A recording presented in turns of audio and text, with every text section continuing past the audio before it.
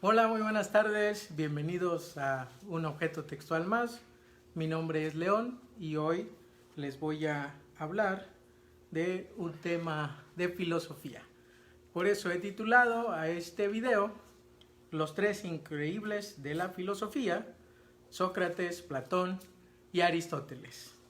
Espero sus comentarios, si tienen alguna duda pues también lo pueden hacer y estamos aquí en este objeto textual, bueno, para aprender un poco de varios temas y yo con mucho gusto les trataré de responder las preguntas que tengan. Así que pues saludos a todos los que nos están viendo este bonito día de sábado. Los saludo desde Emiliano Zapata, Veracruz. En la escuela nosotros tendríamos, en la prepa, o bueno, menos aquí en México, teníamos la materia de filosofía, de ética, y a veces esas materias se nos hacían un poco raras, incluso complicadas. Uno, porque bueno, no entendíamos muy bien de qué se trataban esas cosas, y dos, porque bueno, a veces el maestro que nos enseñaba nos confundía más de lo que nos podía aclarar o explicar el panorama. Por eso he decidido hoy hablar, bueno, de Sócrates, Platón y Aristóteles, estos grandes de la filosofía o los increíbles de la filosofía, que son los nombres que más nos aprendimos en la escuela. Realmente si alguien nos pregunta, menciona tres filósofos, bueno, pueden decir Platón, Aristóteles, o puede decir también Nietzsche, ¿no? Algunos ya muy locochones que les gusta Nietzsche, ¿no? Muchas gracias por su like, saludos, comenten ahí para que yo pueda ver quién está, mandarle saludos a los que ya nos están viendo. Hoy vamos a hablar de Sócrates, Platón y Aristóteles. Voy a tratar de hacer este video lo más ameno posible y entendible, porque la filosofía de estos tres grandes pues realmente es bastante compleja y a veces ciertos conceptos, bueno, se pueden llegar a confundir. Los saludo yo tomándome un cafecito por aquí y espero que ustedes también estén tomando esta bebida espirituosa y amarga. Muy bien, pues ¿qué les comento? Primero les voy a hablar de Sócrates. Él nació en el 470 y murió en el 399, obviamente antes de nuestra era o antes de Jesucristo, como suele llamarse. Él fue un ateniense y vivió en Grecia. Él decía que era un ayudante o paridor de ideas, es decir, porque su papá era escultor y su mamá era comadrona, o sea, partera. Entonces, en alusión a la actividad de su mamá, él decía que también era un paridor de ideas, que ayudaba a la gente a parir ideas. Y por eso él empezó a crear un método que se llamaba el método mayéutico, o en la escuela lo conocimos como el método socrático. Saludos a Dani Espino, quien nos está viendo. Saludo al buen Oscar Ramírez Ramos, pues muchas gracias. Se vale preguntar. Si hay algo que voy comentando, pues pueden preguntar y aquí nos pasamos en este objeto textual hablando de la filosofía. Él también fue soldado y participó en varias batallas en Grecia. Recordemos que los hombres libres de aquella época tenían, digamos, como hoy, el deber civil y ciudadano de alistarse en el ejército y cuando se les requiriese tenían que ir a defender a su patria. Aunque Grecia eran pequeños grupos o pequeñas ciudades-estado, se organizaban de esta forma también. Y en Grecia, específicamente en Atenas, era donde empezó este tema de la democracia como hoy la conocemos. De hecho, somos herederos de esa visión de Estado, pues gracias a los atenienses, a Sócrates, Platón, Aristóteles y a muchos más, de cómo hoy nosotros vivimos en la actualidad. Bueno, pues Sócrates fue un soldado.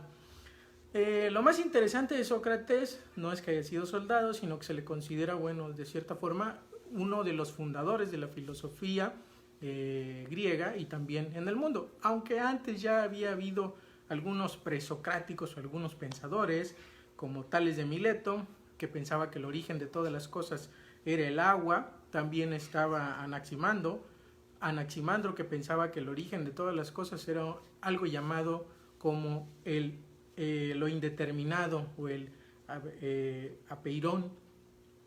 Y Pitágoras, que pensaba que las cosas eran matemáticas y que todo tenía que ver con un estilo de vida contemplativo, así como que muy locochón y llevársela como suave y tropical, siempre estar filosofando por ahí, ¿no? Aunque bueno, ahora los que estudiamos humanidades se piensan que todavía seguimos siendo pitagóricos, pero bueno, no de cierta forma, ¿no? El buen Sócrates decía que tenía un demonio o un daemon, que le aconsejaba en ciertos momentos de su vida a hacer o no hacer algunas cosas. Por ese tipo de declaraciones es que a Sócrates lo empezaban a ver un poco raro y empiezan a decir pues que como que le falta ahí un tornillo al buen Sócrates, porque él decía que se guiaba por este espíritu interno, este daemon, que le hacía actuar de cierta o de determinada manera. Sócrates inventa este famoso método, el método mayéutico, que básicamente consiste en preguntar y buscar hasta las últimas consecuencias para llegar a lo que hoy conocemos como la definición. Realmente Sócrates, lo que en sus preguntas él buscaba siempre definir las cosas. Si estábamos hablando de la justicia, de la bondad, de la belleza, Sócrates a fuerza quería saber exactamente pues qué era la belleza, qué era la justicia y qué era la bondad. Por eso exacerbaba mucho con sus preguntas a sus interlocutores. Acá hay un librito que yo tengo, que es la Apología de Sócrates, el Critón o el Banquete, que nos decía precisamente que la forma de actuar de Sócrates, tanto que lo conocían mucho en el Ágora, que solo se la pasaba pregunte y pregunte cosas. Entonces a veces exasperaba bastante a sus interlocutores y pensaban que pues no tenía mucha razón de ser el buen Sócrates, porque estaba duro y dale con todas las preguntas, ¿no? Pero lo que realmente buscaba este filósofo era llegar a una definición. Por ejemplo, hoy podemos entender, si estoy hablando de un gato, o del café, o del libro, ¿qué es un libro? Bueno, pues entendemos que un libro es un objeto que tiene hojas, que tiene pasta, y todos entendemos qué es un libro. Esas definiciones son muy sencillas, pero ahora preguntémonos qué es la justicia o qué es la verdad. Las definiciones pueden ser más complicadas, y por eso Sócrates utilizaba este método de la mayéutica para poder llegar a lo que él consideraba o buscar la verdad como tal. Es así que hoy podemos considerar que Sócrates buscaba dos cosas: uno, la definición, y dos, los razonamientos inductivos, es decir, partir de lo particular a lo general, y de ahí trataba de sacar un concepto. La famosa frase que se le atribuye a Sócrates de "conócete a ti mismo" tiene más que nada una visión de introspección, es decir, esta búsqueda de la verdad a través del hombre, pero por la reflexión misma de lo que él pueda obtener. En el "conócete a ti mismo" nos lleva a un concepto de ética, pero ojo, aquí no es una ética o moral en el sentido cristiano, sino una ética de introspección que nos va a llevar a un concepto que se llama arete. Traducido al español significa virtud. La arete es la virtud, pero ¿qué tipo de virtud? Bueno, para Sócrates la arete o virtud tiene que ser más que nada una ética del intelecto, una ética intelectualista, una virtud del intelectos. Es decir, él decía que el hombre malo lo es malo porque es ignorante de lo que es la maldad y no conoce el bien. Y el hombre bueno es el que busca la ciencia. Y en este caso la ciencia es buscar la virtud. Y buscar la virtud es intelectual, buscar la justicia, la verdad, la bondad, todas estas cosas positivas que hacen que un hombre sea éticamente positivo, o que tenga una ética intelectual muy positiva, ¿no? Entonces, los ignorantes son malos porque no conocen las cosas buenas, y los que conocen las cosas buenas tienen virtudes, por lo tanto son virtuosos, y en ellos está la arete. De ahí viene la frase del "conócete a ti mismo", que viene el buen Sócrates siempre estaba preguntándose qué eran las cosas. Entonces su método era mayéutico, ¿no? Tenemos referencias de Sócrates por amigos de él y por discípulos. Realmente los más conocidos son Genofonte, que escribió un libro que se llama Las Memorables, donde habla de Sócrates. Tenemos muchos diálogos o muchos escritos como este. Les presento a mi libro gigante de una editorial de Gredos, muy bonita, pasta dura. donde Platón nos habla de Sócrates, o tenemos este sencillo. Entonces, eso es otra referencia de que vamos conociendo quién es Sócrates, ¿no? También tenemos la referencia de Aristóteles, porque obviamente lo menciona en algunos textos, y una referencia muy chistosa, aunque mal hecha, es del buen Aristófanes en una comedia que se llama Las nubes, en donde se burla de Sócrates. Se lo recomiendo mucho, si se quieren divertir un poco, lean Las nubes de Aristófanes. También nos plantea otra forma de ver a Sócrates, pero de una forma como que pues muy chistosa, ¿no? Pero recordemos que Aristófanes pues hacía comedias, y la comedia era la crítica de aquel tiempo para los personajes pues famosos, ¿no? El chiste es que la crítica siempre ha existido, desde la antigua Grecia hasta a la actualidad aquí en las redes sociales, o benditas redes sociales, como dice nuestro gran presidente. Saludos a Andrés Manuel, que seguramente está viendo el objeto textual. Saludos a los que se incorporan, Bulmaro Ruiz, hasta Chavarrillo, Saúl Curi, hasta allá en el desierto, que seguramente nos está disfrutando de la pura suavidad tropical. Pues bien, entonces para concluir esta parte, Sócrates, uno, instaura este método, o bueno, inicia este método que se puede denominar hoy mayéutico, y dos, busca definiciones. ¿Qué es la verdad? ¿Qué es la justicia? ¿Qué es la bondad? ¿Qué es la virtud? Todo este tipo de cosas es lo que busca Sócrates en primera instancia, y este es uno de los tres increíbles de la filosofía que seguramente conocemos de oídas, ¿no? Si tienen alguna pregunta pueden hacerla con mucho gusto. Voy a tratar de responderlas de una manera pues amena, ¿no? Lo más chistoso también es que se considera a Sócrates un filósofo, pero resulta que Sócrates en su vida pues no escribió nada. Tenemos referencia de él por sus discípulos y sus amigos. Entonces es una cosa muy peculiar que un filósofo como él, que hasta hoy pervive su nombre, Sócrates, no haya escrito nada en vida, ¿no? Pero bueno, es algo muy llamativo de él. Muchas gracias, saludos a Ramón Miguel Montesinos, que ya está aquí viendo el video, a Eli López, también saludos. Estamos hablando de los tres fantásticos de la filosofía, Sócrates, Platón y Aristóteles. Si tienen una duda, no duden, ahora sí que pregunten.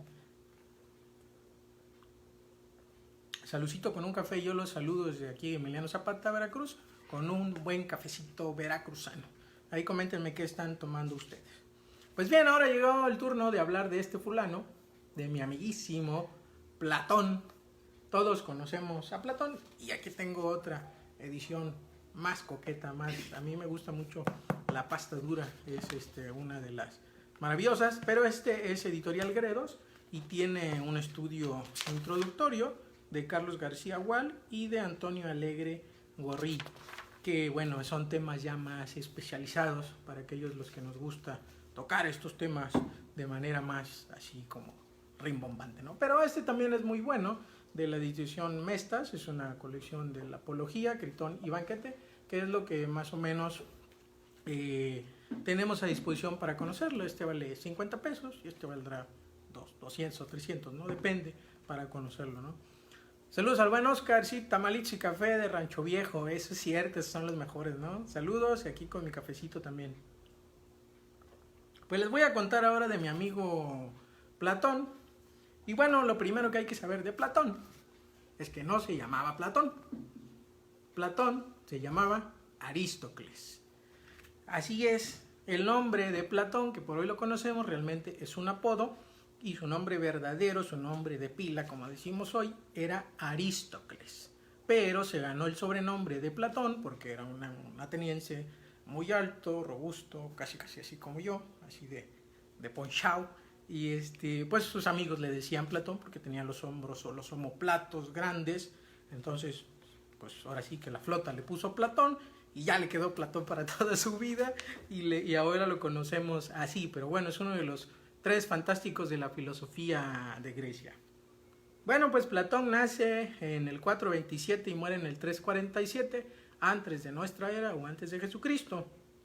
Él se consideraba un ateniense noble y descendía de una familia que tenía pues ascendencia de otros dos importantes atenienses, como lo fue el rey Codro o el rey Salomón. Entonces, pues en términos actuales, pues sería fifí, ¿no? Sí, el Platón era fifí. Bueno, realmente los tres eran fifís, pero bueno, eran filósofos que trataban de buscar la verdad y de lo que hasta hoy conocemos. Él funda una escuela en el 387 que se llama La Academia, y no es la que sale en TV Azteca. La Academia era una escuela de filosofía que estaba dedicada al héroe Academos, por eso se llamaba La Academia, en honor al héroe Academos. Esta academia casualmente dura hasta el año 527, hasta que es clausurada por el emperador Justiniano, que le caía muy mal la filosofía y le caía muy mal todos los platónicos, porque pues siempre se andaban preguntando y buscando la verdad. Y bueno, a un emperador no le gusta que la gente pregunte, ni reflexione, ni filosofie. Como tal vez ahora en algunas partes de México, o con algunos personajes políticos que no les gusta ni pensar, ni que les pregunten nada, ¿no? Pero bueno, Justiniano dijo, vamos a cerrar la academia de Platón, y San se acabó. Entonces, en el año 529, les dicen, ¿sabes qué, mis niños? Ya no puedes filosofar acá, vámonos para otro lado. Y se termina la academia como tal, pero la filosofía platónica llega hasta nuestros días con San Agustín o con todos los postulados idealistas. Bueno, ¿qué inventa Platón?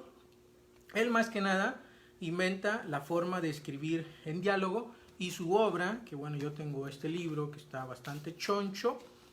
Tiene la Apología, tiene el Critón, tiene Eutifrón, Ión, Lisis, Cálmides, Hipias menor, Hipias mayor, Laques, Protágoras, Gorgias, Menexeno, Eutidemo, Menón, Cratilo, Fedón, Banquete y Fedro. Realmente es un texto muy completo para entrar a la filosofía de Platón, y lo más chipocludo es que es en forma de diálogo, y eso le da una nueva forma de acceder a la filosofía, a los temas filosóficos, porque la forma de hacer filosofía, de reflexionar de este personaje es a través del diálogo. Entonces, de él sí tenemos obra escrita y tenemos casi completa toda la filosofía de Platón. La pueden conseguir aquí en Gredos o en cualquier otra. Aquí en Jalapa la pueden encontrar en el pasaje Thanos. Realmente son ediciones muy accesibles, ¿no? El método que utilizaba Platón era el que hoy conocemos como el dialéctico. Se asemeja un poco al mayéutico de Sócrates, pero el dialéctico también se basa específicamente en diálogo entre dos o tres más personas, para buscar o llegar a una idea o la verdad, o la definición de alguna idea. Por ejemplo, en el Fedro nos habla de la inmortalidad del alma. Platón pasó por muchas etapas, tiene diálogos de juventud, diálogos de madurez y diálogos de la vejez. Sus primeros diálogos de juventud son la Apología y el Critón. La Apología de Sócrates es donde él empieza a recordar a su maestro Sócrates, como cuando lo acusan de pervertir a los jóvenes atenienses y lo pues meten al tambo, digamos, y le hacen un proceso, y al fin lo condenan a beber la cicuta.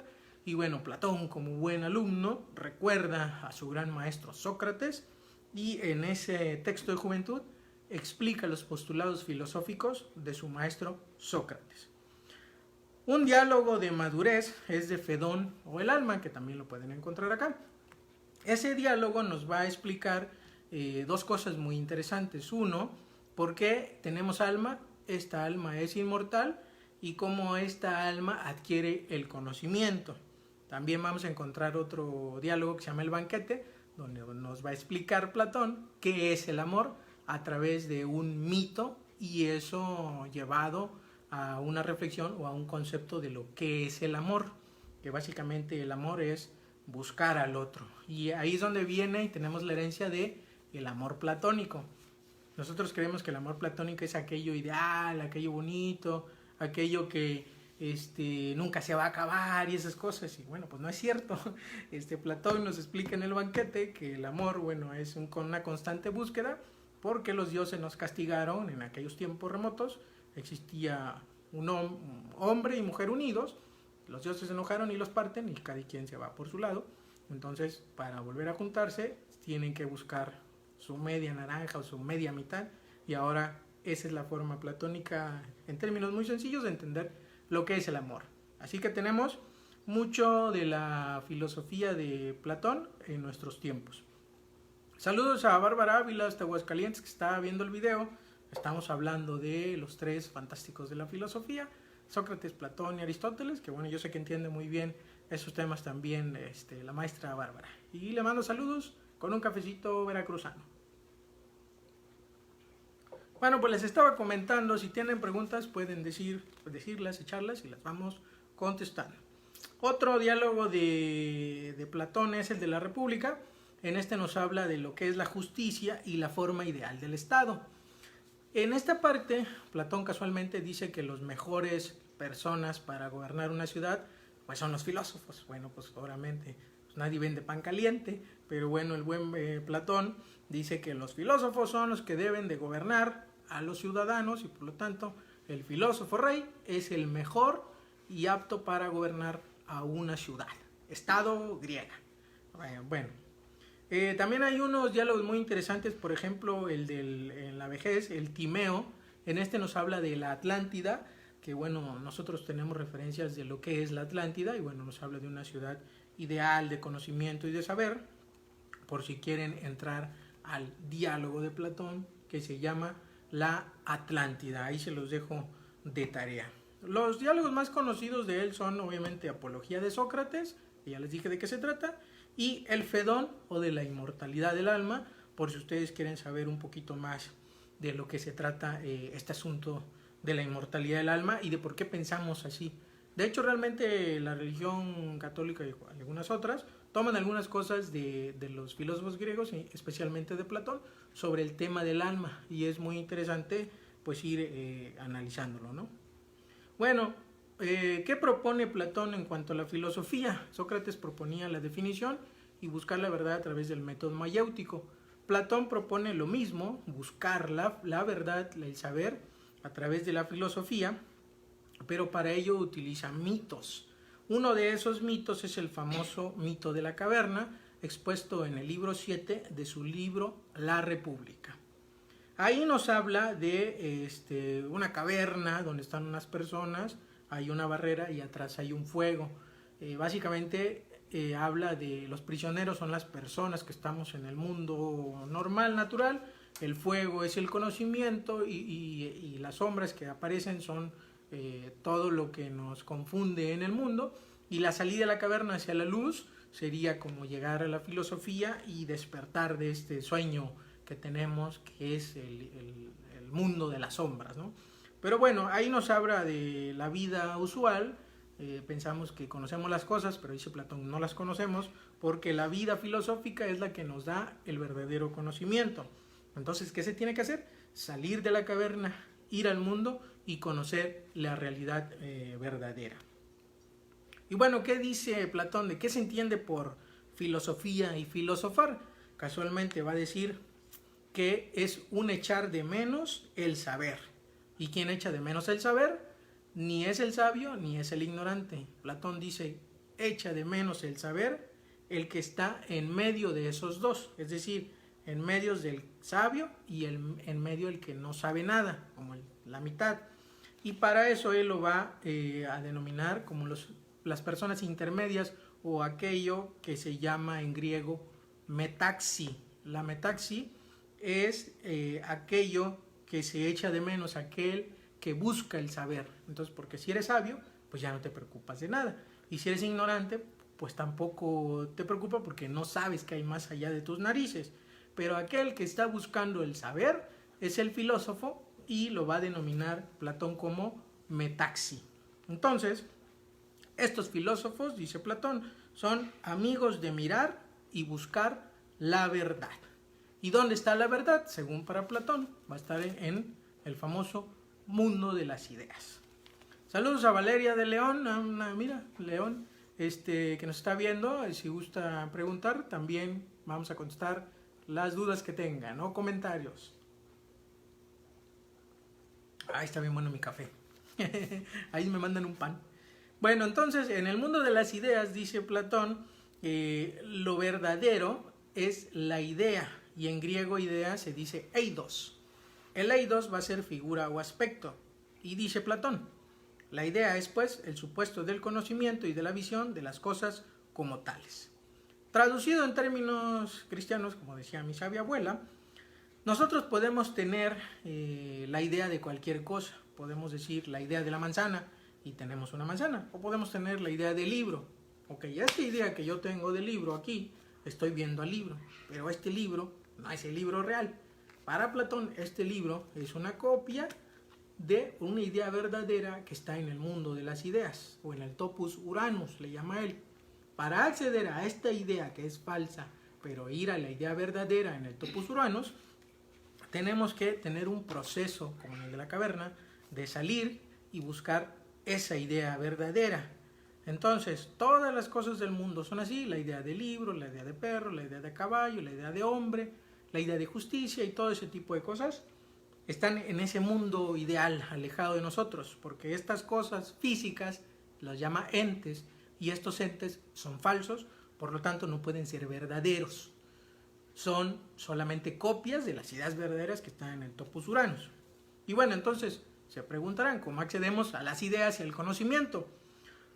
Pues Platón nos explica a través de un mito en otro diálogo, en el diálogo de El Fedro, este diálogo muy bonito, que nos menciona dónde están las ideas. Pues dice Platón, en el mundo de las ideas verdaderas, que no están en este mundo material, sino están en el topus uranus. ¿Cómo podemos llegar a esas ideas verdaderas? Nos explica en otro mito, que es el mito del carro alado, donde menciona que el hombre tiene un alma inmortal que ya había existido en ese topus uranus y que ya sabía todas las cosas que se tenían que saber, pero como los dioses se enojaron, nos castigaron y nos mandaron a la tierra en 2 cachitos, pues olvidamos las cosas que ya sabíamos en el topus uranus. Y lo único que tenemos que hacer es acceder a través de la metaxi, a través del deseo de conocer, a ese mundo de las ideas con nuestra alma inmortal. Y esa alma inmortal va a estar tirada por 2 caballos, uno blanco y uno negro, y el auriga, que es el que lleva las riendas del caballo. Entonces tenemos 2 caballos, el blanco y el negro. El blanco significa, bueno, lo positivo, las cosas buenas, el deseo de conocer, mientras que el negro representa lo contrario, las cosas malas, los deseos, la carne, incluso la mundanidad. Entonces el auriga va dirigiendo a los 2 caballos y bueno, pues cada quien sabe a quién le da más rienda, si al caballo negro o al caballo blanco, es decir, si a lo bueno o hacia lo malo. En ese transitar de la vida es que el hombre pues trata de irse a lo bueno, al conocimiento, o a lo malo, a las pasiones carnales y a todo lo demás, y por eso se extravía. Pero dice, bueno, pues Platón, que debemos acceder a este mundo de las ideas a través de nuestra razón.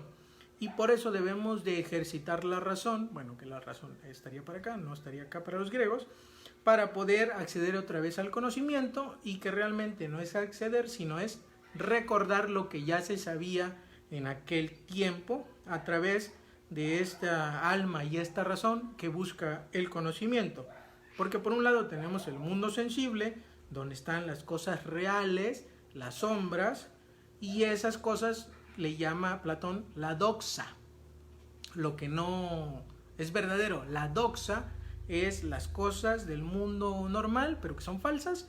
Y por otro lado tenemos el mundo inteligible. Aquí tenemos el mundo sensible y el mundo inteligible. Obviamente está acá arriba. El mundo sensible e inteligible pues está realmente uno, los objetos matemáticos, las ideas verdaderas como tales, y el nous, que sería la razón.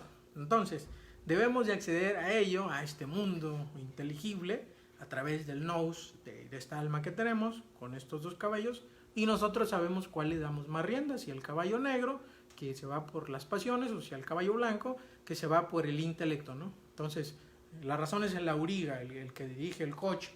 Se supone que debe haber un justo medio, como en Aristóteles, ya lo veremos, y para poder acceder a este mundo de las ideas.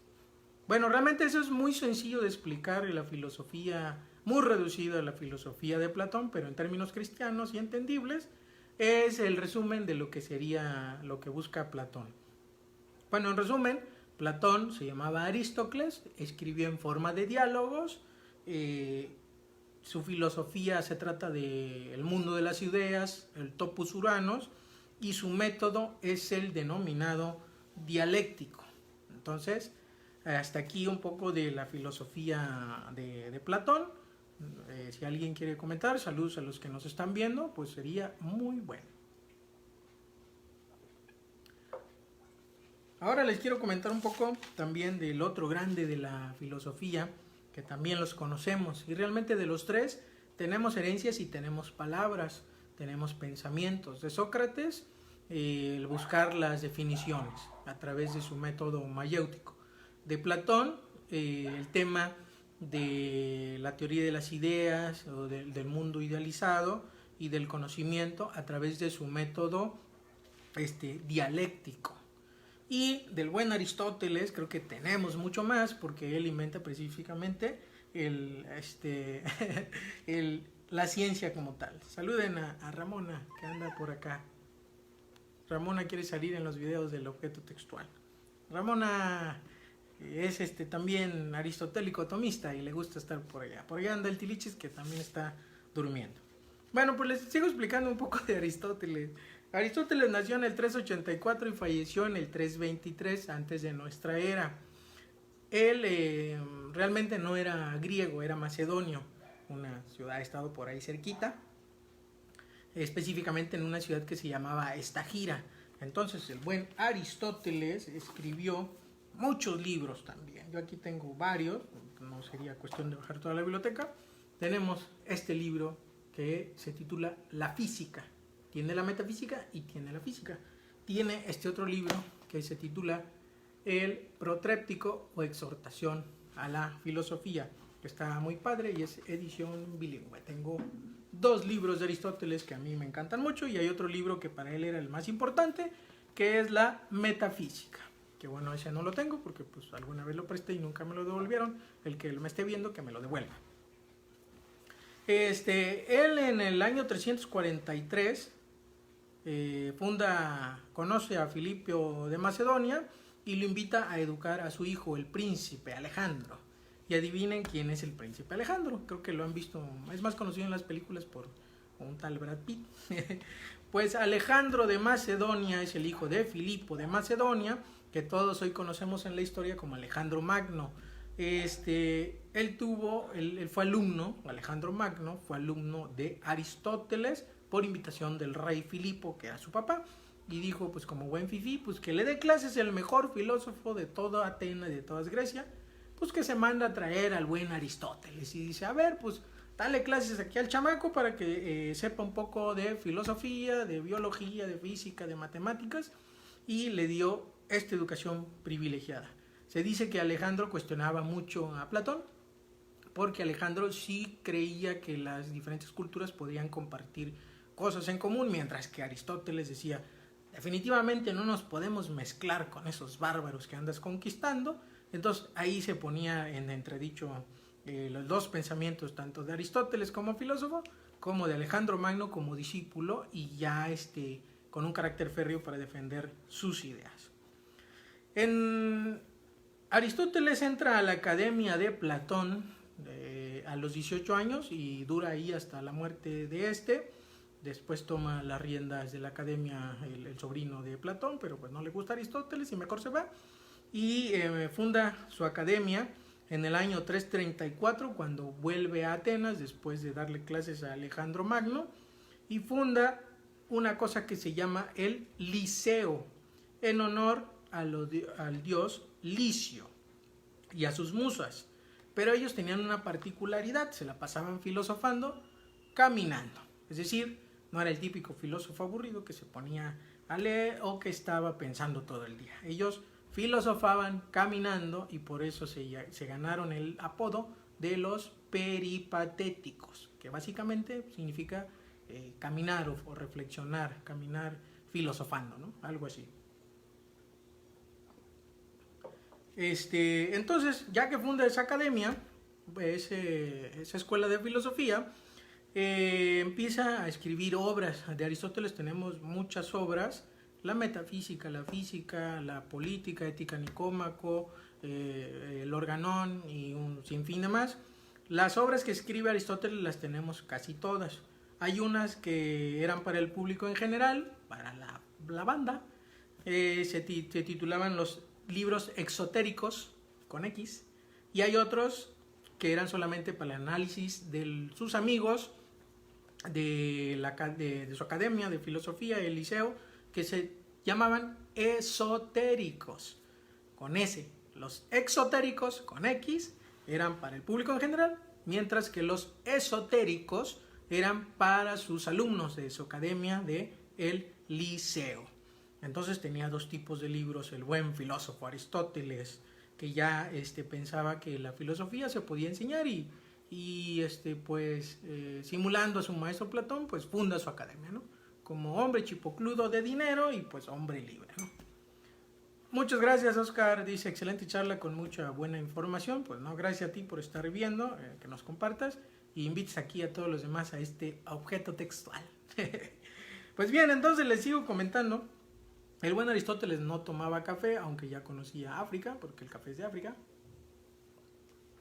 Seguramente tomaba alguna otra bebida espirituosa derivado de la cebada o del trigo, que los ponía muy contentos para filosofar en la escuela de Eliseo.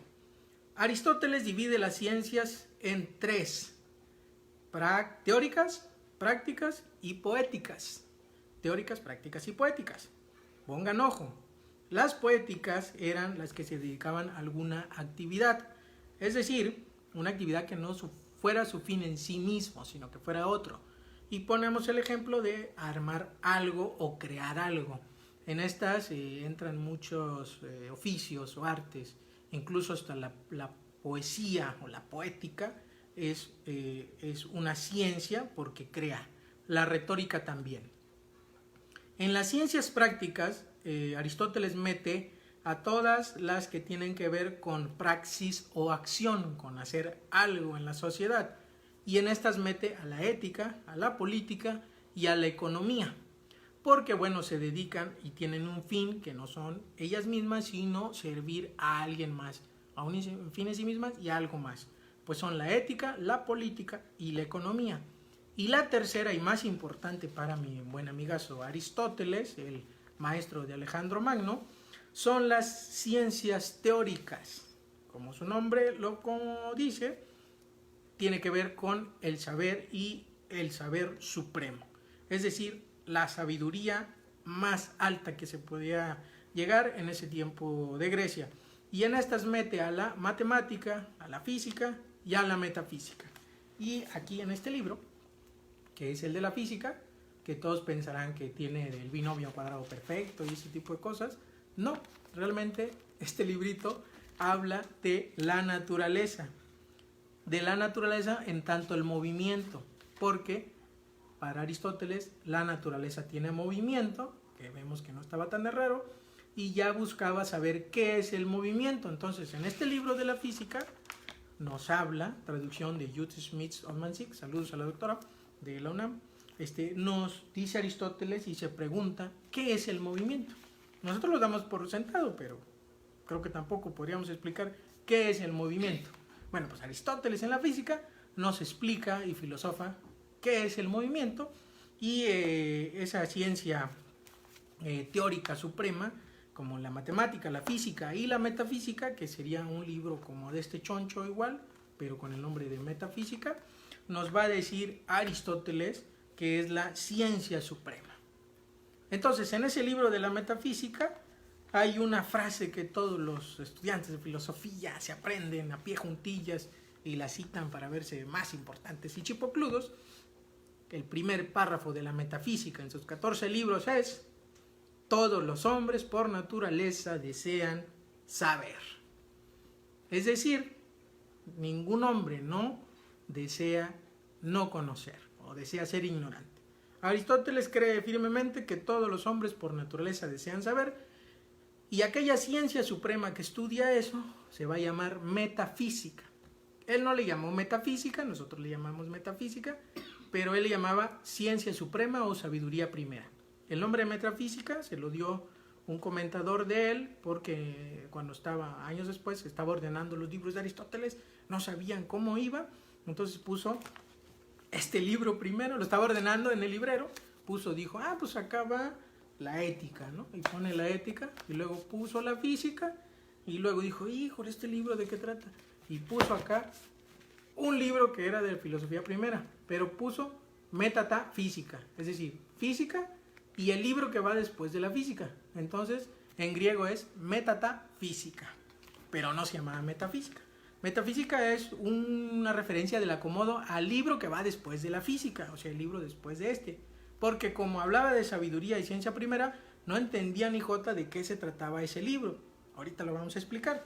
Pero la metafísica de Aristóteles, o sabiduría, ciencia primera, trata de buscar el ser de las cosas o llegar, es la ciencia que considera universalmente al ente en cuanto tal.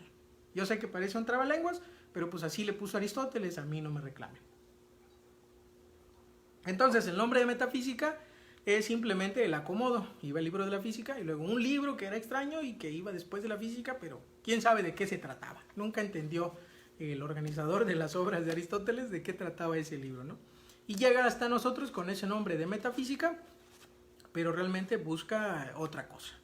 Y no es la metafísica de los chakras, no es la metafísica de los horóscopos, no es la metafísica hindú, no es la metafísica de la adivinación o de la mano, como una vez me dijeron, tú que estudias metafísica, léeme la mano. Pues no, de eso no se trata.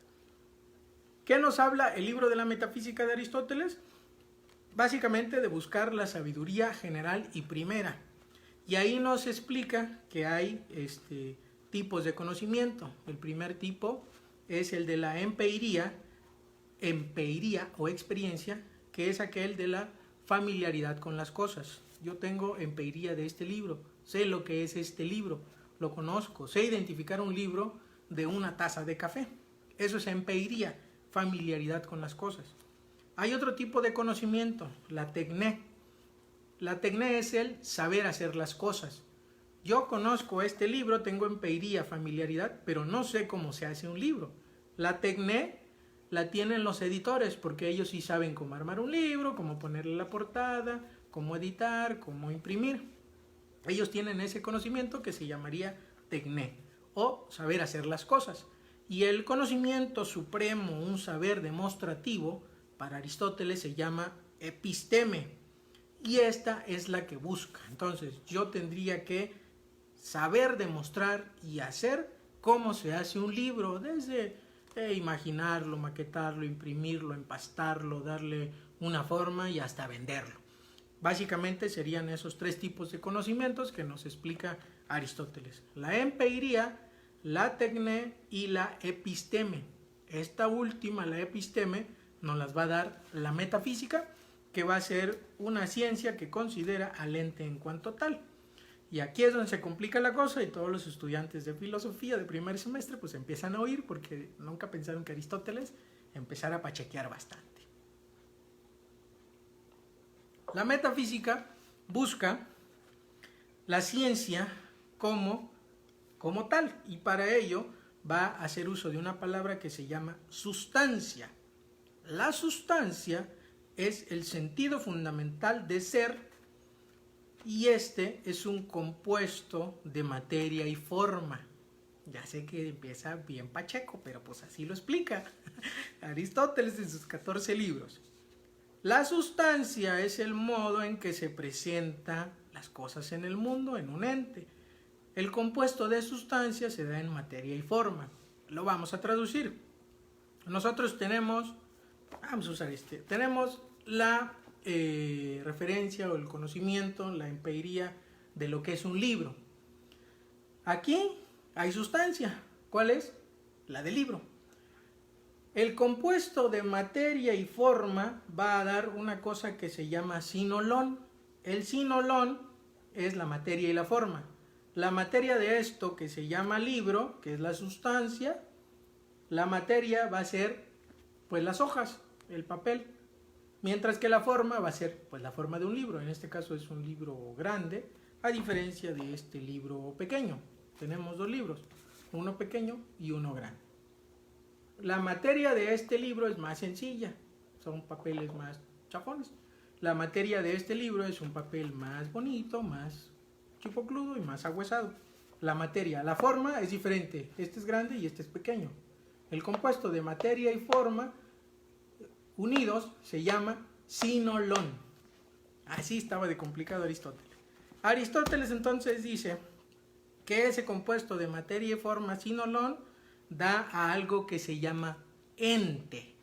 El ente es el compuesto de materia y forma que nos informa la sustancia. Entonces, esta cosa es un ente. Mi taza de café es un ente. Mis lentes son un ente. El hombre es un ente también.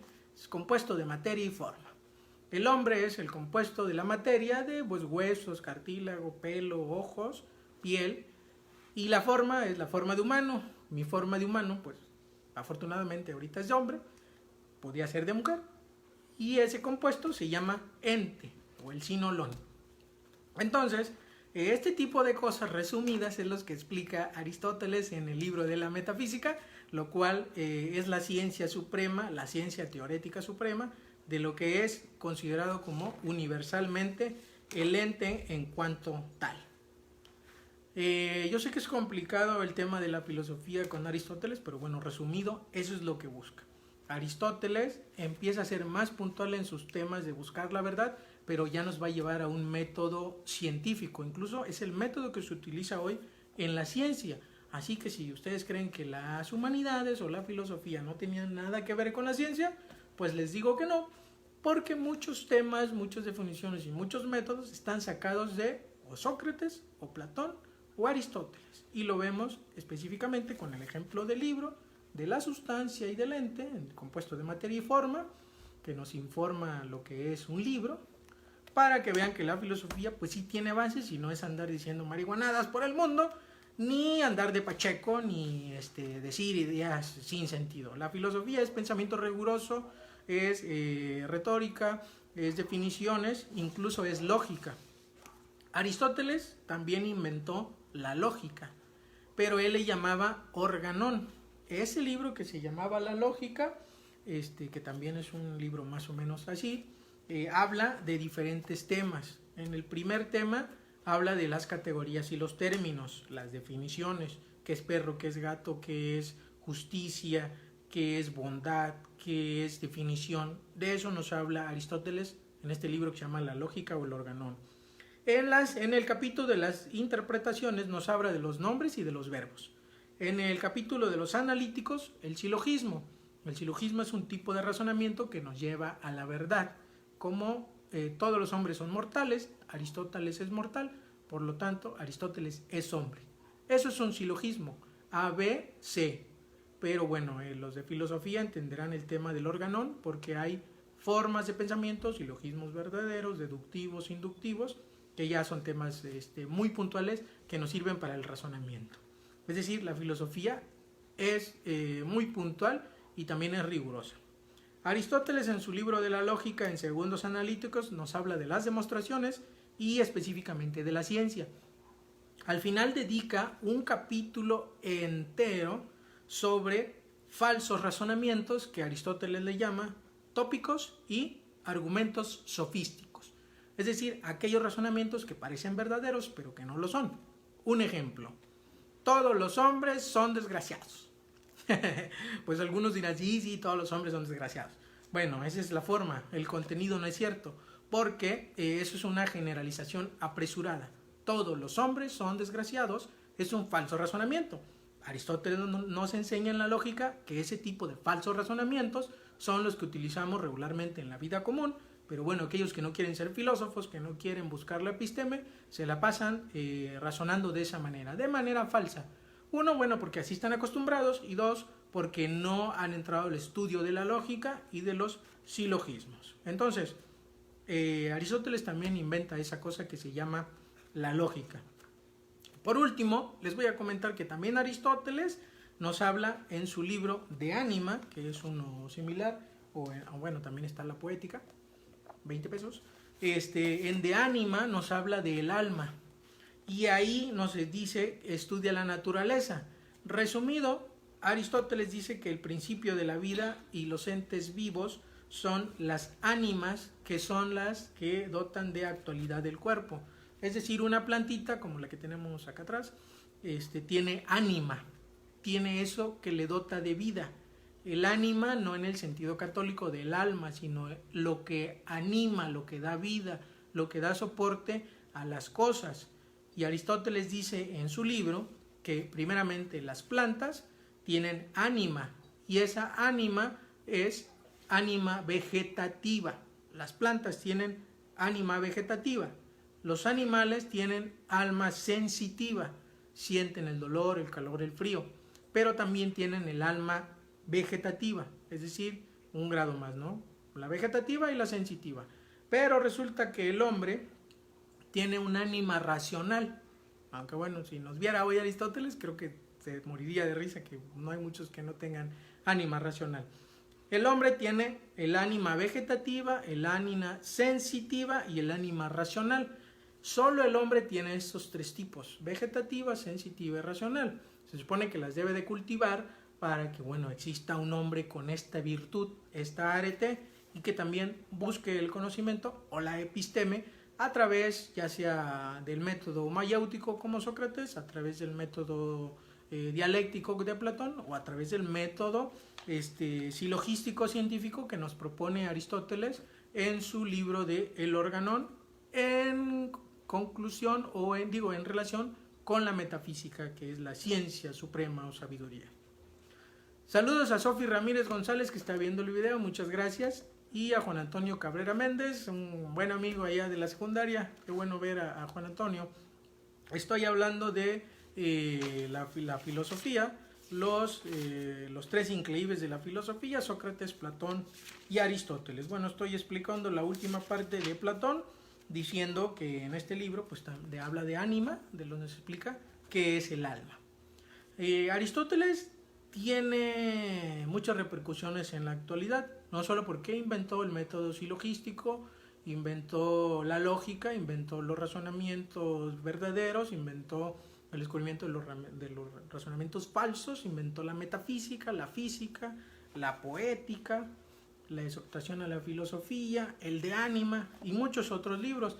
Es decir, que Aristóteles es el culmen de el pensamiento racional en la época griega, que nos hereda la tradición a través de la historia medieval, la historia moderna, y que hasta hoy en día podemos seguir utilizando las palabras, los métodos de estos tres grandes filósofos, como lo fueron Sócrates, Platón y Aristóteles. Entonces, es importante conocer aquí en el objeto textual que la filosofía tiene repercusiones hasta nuestra época, no solamente en el método que nosotros podemos acceder al conocimiento, sino en las palabras, en estos conceptos, en las ideas, incluso en los prejuicios o en los falsos razonamientos.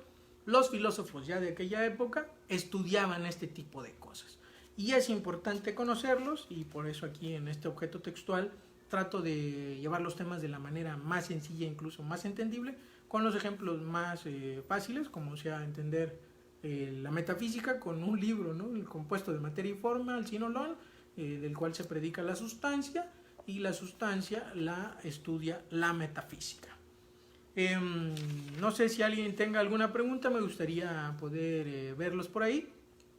Yo quiero terminar diciendo que, bueno, Aristóteles inventa el método silogístico o el método científico, que es el de las demostraciones, pruebas, demostración, argumento A, argumento B, conclusión, y también es el inventor de esta ciencia, aunque Aristóteles tomaba ciencia a la metafísica, no la ciencia de la técnica como nosotros la entendemos, pero que sí es como la abuelita de la ciencia moderna, porque Aristóteles plantea pues todos estos conceptos y todos estos razonamientos para que nosotros hoy pues tengamos un teléfono, estemos viéndonos aquí por Facebook Live, tengamos libros, tengamos café, tengamos libretas, tengamos muchas cosas de la vida cotidiana que el buen Aristóteles ya reflexionó, y a través de su filosofía nos hereda este tipo de cosas que nos hacen la vida pues más fácil y sencilla a todos los seres humanos que seguimos pagando impuestos. Bien, entonces les quiero decir, y para terminar, que los tres increíbles de la filosofía, Sócrates, Platón y Aristóteles, somos herederos de ellos. Dice Juan Antonio Cabrera: en la actualidad, ¿cómo podemos justificar el silogismo? Buena pregunta. El silogismo está básicamente en nuestra vida muy presente, nada más que no lo sabemos utilizar. Yo ponía el ejemplo del silogismo más fácil. Todos los hombres son mortales, Juan Antonio Cabrera es mortal, por lo tanto es hombre. Es decir, ABC, conclusión. El silogismo nos sirve, según Aristóteles, y yo también lo creo, para pensar correctamente sobre cualquier tema. Si alguien nos pone a pensar, nosotros pensamos silogísticamente. Buscamos la premisa A, la premisa B, la premisa C y damos una conclusión. Por ejemplo, ahorita hay sol. Si salgo a caminar, el sol me va a quemar y me puede dar fiebre o me puede dar insolación. Por lo tanto, mejor no salgo a caminar. Eso es un tipo de silogismo muy sencillo. En la vida cotidiana utilizamos silogismos, nada más que no los tenemos tan presente, y en la filosofía nos han enseñado que es decir puras pachecadas, que no es cierto, sino utilizamos el silogismo. Otra cosa sería pues los falsos silogismos, como eso que decía de que todos los hombres son unos desgraciados, o rata de dos patas, diría la Paquita. No es cierto, eso es un falso silogismo. Ni todos los hombres son malos, ni todas las mujeres son muy buenas. Todo hay un intermedio, ¿no? Nos dice Oscar que recuerda sus clases de prepa, y bueno, que la explicación es muy amena. Muchas gracias, mi buen Oscar. Bárbara, que refrescó los conocimientos, muchas gracias. No, pues de nada, una gran compañera también allá en Aguascalientes, la maestra Bárbara. Juan Antonio, muchas gracias. Pues básicamente es eso, la filosofía sí tiene repercusión en la vida actual y utilizamos la misma filosofía. Por ejemplo, el concepto del amor platónico. Eso es totalmente Platón, desvirtuado y cambiado de otra forma, pero sigue siendo una influencia de la filosofía en nuestros días. El pensar que hay un amor ideal, eterno y que no se va a acabar. Eso es una pachequera del capitalismo, que hay que destruirlo. Viva la resistencia. Pero es una herencia de la filosofía. El tema de los silogismos es una herencia de Aristóteles y el organón, el correcto razonamiento, incluso detectar los falsos razonamientos. Otra cosa, el buscar las definiciones, es una herencia de Sócrates. ¿Qué es la justicia? ¿Qué es la verdad? ¿Qué es el perro? ¿Qué es la botella? Y los niños hacen mucho ese tipo de preguntas, el qué es. Los niños son pequeños filosofitos. Aristóteles decía que para filosofar hay que nunca perder la pregunta, es decir, nunca dejar de preguntarnos por las cosas del mundo. Cuando nosotros damos por sentado las cosas del mundo, dejamos de admirarnos, de sorprendernos. Y para Aristóteles, el buen filósofo debe de ser aquel que siempre se está preguntando de las cosas. ¿Por qué la sociedad? ¿Por qué piensan de esta manera? ¿Por qué hablamos así? ¿Por qué la gente actúa de esa manera? ¿Por qué? Porque la pregunta es importante. Y eso también es una herencia de la filosofía. Entonces, debemos de tomarla en cuenta. Pues bueno, yo me quiero despedir hasta acá en este objeto textual que ya duró bastante. Yo realmente quiero hacer los videos cortos, pero me alargo explicándolo. Y ese tal vez es uno de las cosas tal vez no tan buenas, o no lo sé, ya ustedes me dirán, de por qué trato de explicar de la mejor manera estos temas de la filosofía o de los conceptos. Pero bueno, entonces espero les haya gustado este video del objeto textual aquí con León. Muchas gracias por estar aquí, dejarme sus comentarios, interactuar conmigo. Y si tienen alguna otra pregunta, pues los leo aquí abajito. Pues esto fue todo por hoy. Muchas gracias y recuerda que todo es objeto textual.